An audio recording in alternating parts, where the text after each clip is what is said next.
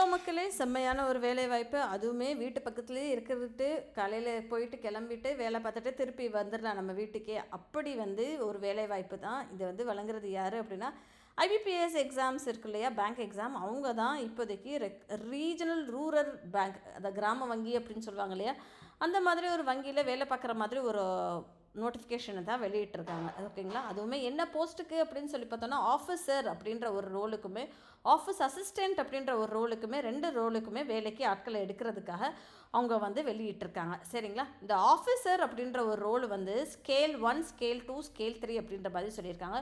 Group A கேட்டகரியில் வருவாங்க. அதே மாதிரி ஆஃபீஸ் அசிஸ்டண்ட் அப்படின்றது குரூப் பி கேட்டகரியில் வருவோம் அப்படின்ற மாதிரி சொல்லியிருந்திருக்காங்க. சரிங்களா.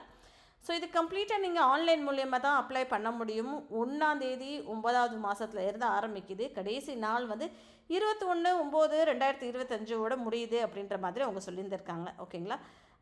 நிறைய பேர் கேட்குறீங்க, ஏதாவது தப்பு பண்ணிட்டோம், எடிட்டிங் விண்டோ எப்போ ஓப்பன் ஆகும் அப்படின்ற மாதிரி கேட்டிருக்கீங்க. அது அவங்க டென்டேட்டிவாக டேட் சொல்லுவோம் லேட்டராக அப்படின்ற மாதிரி அவங்க சொல்லியிருந்திருக்காங்க. சரிங்களா. ப்ரீ எக்ஸாம் எப்படி இருக்கும் அப்படின்னு சொல்லி பார்த்தோன்னா, நவம்பர் மாதம் இருக்கும். அதுக்கப்புறம் கால் லெட்டர் உங்களுக்கு வந்துடும் நவம்பர் டிசம்பர் மாதம் அப்படின்ற மாதிரி சொல்லியிருக்காங்க. ஆன்லைன் எக்ஸாமினேஷன் ப்ரிலிம்ஸ் இருக்கு இல்லையா, ப்ரிலிம்ஸ் நவம்பர் மாதம் டிசம்பர் மாதம் இருக்கும். அப்புறம் ப்ரிலிம்ஸோட ரிசல்ட்டவே டிசம்பரில் இருக்கும் அப்படின்ற மாதிரி சொல்லியிருக்காங்க.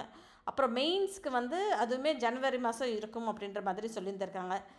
ஃபைனல் மெயின் இருக்கு இல்லையா, அது ஃபெப்ரவரி மாதம் அப்படின்ற மாதிரி சொல்லியிருக்காங்க. சொல்லப்போனால் கிட்டத்தட்ட உங்களுக்கு அடுத்த வருஷம் ஜான்வரி பிப்ரவரி போல் நீங்கள் ஒரு பேங்க் ஆஃபீஸர் ஆயிடுவீங்க. சரிங்களா. அந்த மாதிரி தான் அவங்க வேலைக்கு கொடுத்துருந்துருக்காங்க. ஓகேங்களா. இது இப்படியே எந்தெந்த பார்ட்டிசிபேட்டிங் ஆர்ஆர்பி என்ன அப்படின்றது, எப்படி அப்ளை பண்ணுறது அப்படின்றது டீட்டெயில்டாக இங்கே கொடுத்துருந்துருக்காங்க. நம்ம ஃபுல்லாகவே பார்ப்போம். சரிங்களா. ஸோ என்ன கொடுத்துருக்காங்க அப்படின்னா, குரூப் 1, குரூப் 2, குரூப் 3 70 பக்கத்துக்கு ஒரு நோட்டிஃபிகேஷனை கொடுத்துருந்துருக்காங்க.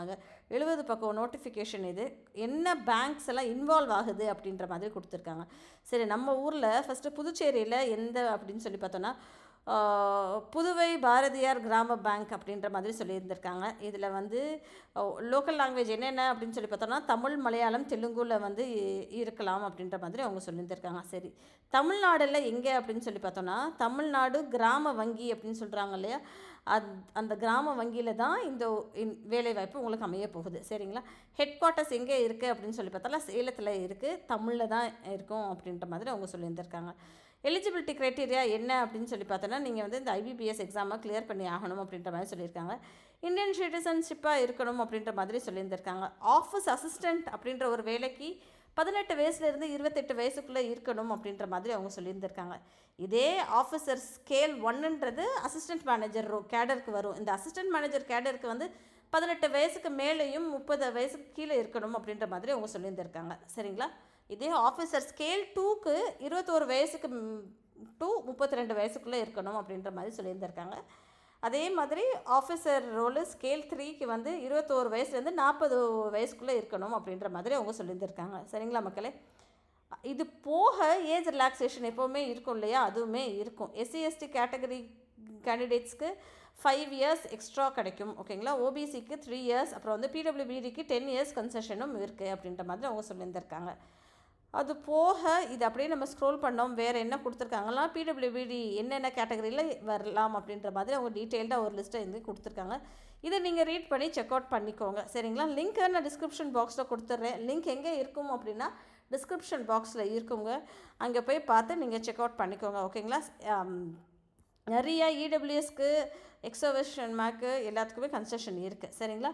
ஆஃபீஸ் அசிஸ்டண்ட்க்கு என்ன படிச்சிருக்கணும் அப்படின்னா, ஏதோ ஒரு பேச்சுலர் டிகிரி நீங்கள் படிச்சிருந்தாலே போதும்பா அப்படின்ற மாதிரி சொல்லியிருக்காங்க. கட்டாயமாக ப்ரொஃபிஷியன்சி இருக்கணும். இப்போ தமிழ்நாடுக்கு அப்ளை பண்ணுறீங்கன்னா தமிழ் உங்களுக்கு நல்லபடியாக தெரிஞ்சிருக்கணும் அப்படின்ற மாதிரி தான் எதிர்பார்க்குறாங்க. சரிங்களா. ஆஃபீஸர் ஸ்கேல் 1க்கு அசிஸ்டன்ட் மேனேஜருக்கு நீங்கள் பேச்சுலர் டிகிரி எதுலையாவது படிச்சிருந்துருக்கணும்.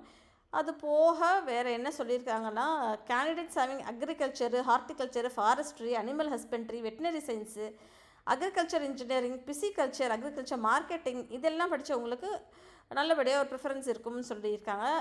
கம்ப்யூட்டர் நாலேஜ் இருக்கணும்ன்றது எதிர்பார்க்குறாங்க. ஓகேங்களா. அதே மாதிரி பேங்க் ஆஃபீஸர் ஸ்கேல் 2லேயும் பேச்சுலர் டிகிரி ஏதோ ஒரு இதில் ஒர்க் பண்ணியிருந்திருக்கணும் அப்படின்ற மாதிரி சொல்லியிருந்திருக்காங்க. ஓகேங்களா. ஆஃபீஸர் ஸ்கேல் 3லேயுமே இன்ஃபர்மேஷன் டெக்னாலஜி ஆஃபீஸர் அப்படின்ற ஒரு ரோலு இருக்குது. அதில் பேச்சுலர் டிகிரி நீங்கள் எலக்ட்ரானிக்ஸ்லேயோ கம்யூனிகேஷன்லேயோ எதுலேயோ நீங்கள் முடிச்சிருந்துருக்கணும் அப்படின்ற மாதிரி சொல்லியிருந்திருக்காங்க. ஓகேங்களா? இது போக சிஏ படித்தவங்களுக்கும் வேலை வாய்ப்பு இருக்குது, லா படித்தவங்களுக்கும் இருக்குது, எம்பிஏ முடித்தவர்களுக்கும் இருக்குது, மார்க்கெட்டிங் ஆஃபீஸர்ன்றவங்க எம்பிஏ மார்க்கெட்டிங் படித்தவங்களுக்குமே இருக்குது. ஓகேங்களா? அக்ரிகல்ச்சர் ஆஃபீஸர்ஸ்க்குமே வேகன்சிஸ் இருக்குது. ஓகே, பேச்சுலர் டிகிரி வந்து குறைந்தது 5 வருஷம் உங்களுக்கு எதுலையோ பேங்க்கில் நீங்கள் எக்ஸ்பீரியன்ஸ் ஆகிருக்கீங்கன்னா பெட்டர் அப்படின்ற மாதிரி அவங்க சொல்லியிருந்திருக்காங்க. சரிங்களா? இது அப்படியே நம்ம ஸ்க்ரோல் பண்ணி பார்த்தோம் அப்படின்னு சொல்லி பார்த்தோன்னா, தமிழ் நல்லபடியாக கட்டாயமாக உங்களுக்கு பேச எழுத தெரிஞ்சிருக்கணும் அப்படின்ற மாதிரி தான் சொல்லியிருந்திருக்காங்க. ஓகேப்பா, இதுக்கெல்லாமே வந்து ஃபீஸ் எவ்வளோ நான் அப்ளை பண்ணுறதுக்கு அப்படின்னு சொல்லி பார்த்தோன்னா, ஆஃபீஸர் ஸ்கேல் 1, ஸ்கேல் 2, ஸ்கேல் 3க்கு வந்து எஸ்சி, எஸ்டி, பிடபிள்யூபிடி கேண்டிடேட்ஸ்க்கு 175 ருபீஸு, மற்ற எல்லாத்துக்குமே 850 ருபீஸ் அப்படின்ற மாதிரி சொல்லியிருக்காங்க.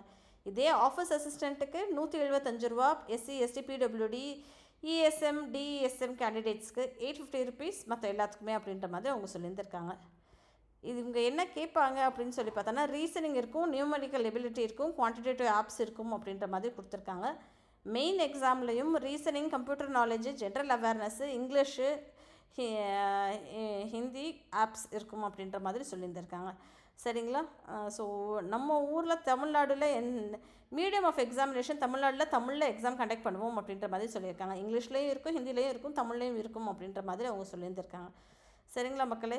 ஸோ இந்த லிங்க்கை நான் டிஸ்கிரிப்ஷன் பாக்ஸில் கொடுத்துட்றேன். மறக்காமல் ஃபுல்லாக செக் பண்ணிட்டு சேனலையும் சப்ஸ்கிரைப் பண்ணிக்கோங்க. உங்கள் ஃப்ரெண்ட்ஸ் அண்ட் ஃபேமிலிக்கிட்டே அதிகபட்சமாக ஷேர் பண்ணுங்கள். நன்றி மக்களே.